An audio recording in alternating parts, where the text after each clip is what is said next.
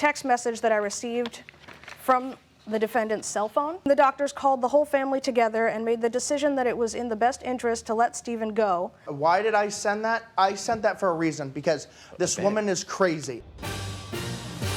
Plaintiff Samantha Bauer claims her former friend faked his own death to avoid paying rent. She's suing for $5,000. Defendant Stephen Lippard claims the plaintiff is a crazy stalker who took advantage of him at a low point in his life. He says he owes nothing. Do you swear the testimony you're about to give is the truth, the whole truth, and nothing but the truth? Yes. I do. Thank you. Good morning, Your Honor. Good morning, Najee. How are you? I'm doing well, Judge. How you Good. doing? This is case number 122 on the docket, Bauer versus Lippard. Thank you. You're welcome, and, Judge. welcome to both of you. Samantha, what is your case? So I own a nonprofit organization. Yes. Inspiration is everywhere. We do community outreach, we host workshops and sober events. We also do neighborhood outreach. So I met Stephen through some mutual friends about 2 years ago when I was just starting my nonprofit.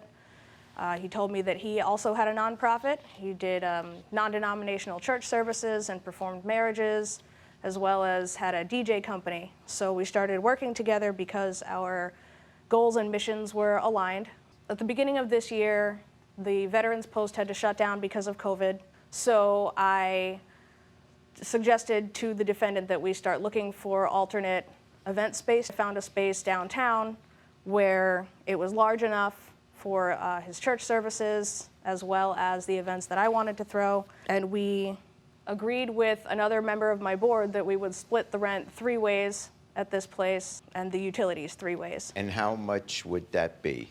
$617. I'm sorry, $617 a month. So I signed the initial lease. I have that Exhibit C. That's Okay. the building lease. I signed it under Inspiration is Everywhere with my name because the events that we had been co-hosting were advertised as offered under my nonprofit.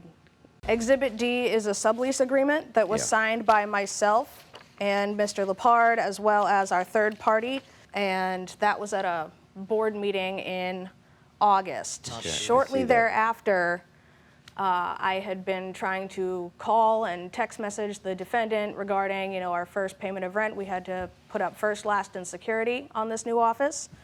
And he had offered initially to pay the down payment for us so that we wouldn't have to stress about getting the money together ahead of time. So I had messaged him, that's Exhibit A. I've got some text messages that I sent to him where, I was checking in about the rent, and he said that they were in the process of moving, so he just needed a couple of days, but he would check in. Okay. At no point during these communications did he say anything about wanting to back out of the lease or having second thoughts. So August 31st, the day before we were supposed to move into this office, Yes. I have a text message that I received from the defendant's cell phone. It says, "Hi, Samantha. It's Stephen's mother, Deborah Lippard. Knowing Stephen took a very bad seizure at his house the other day. He also fell down the stairs and hit his head badly when it happened. He was on life support for about 16 hours. I am sorry to inform you both that he took a turn for the worse at 3 o'clock this afternoon, and the doctors called the whole family together and made the decision that it was in the best interest to let Stephen go, and we are very saddened by all this. At that point, there was nothing that the doctors could do because he severely hit his head and was brain dead. I will keep you both informed about funeral services going ahead. Please say a prayer for the family. At this time, also no calls at this point. He is grieving very badly. Thanks, Deborah Lippard." So You got this saying Yes, I sent it to her That you- purposely. that you because, died? Because of the factor that Welcome back. she was harassing me for the money for the venue. And, Your Honor, I'm not legally able to sign a document because I have guardianship in Exhibit A. My mother is legal guardian over me in the state of Massachusetts. My signature does not mean anything on that. She wouldn't let me see the sublease. She wouldn't let me look at it. She just I had have me an sign it. objection to that, Your Honor. He's been signing marriage certificates. You So signed- if I his have signature permission to is, do that. You're through a minister? Yes, I am a minister. I have So- that permission through my mother to sign legal marriage certificates. When it comes to subleases and money, I don't do that. And when I do marriages, I do them pro bono and for free. I do not have people give me money for them. Oh, wait a second. Why?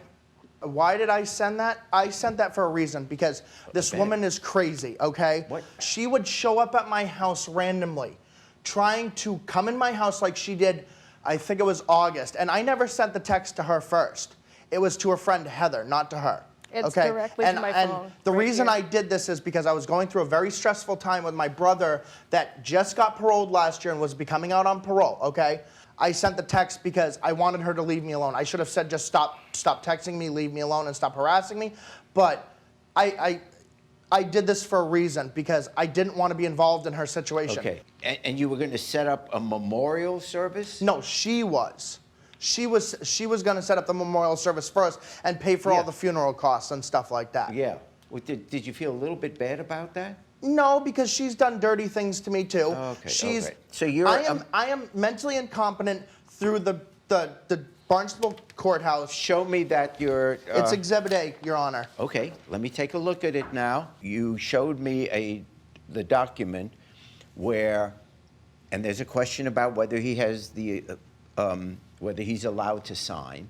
But in any event, his signature is on the document, whereby each would pay a third of that rent. That I see. Did he make an agreement with you to pay a third?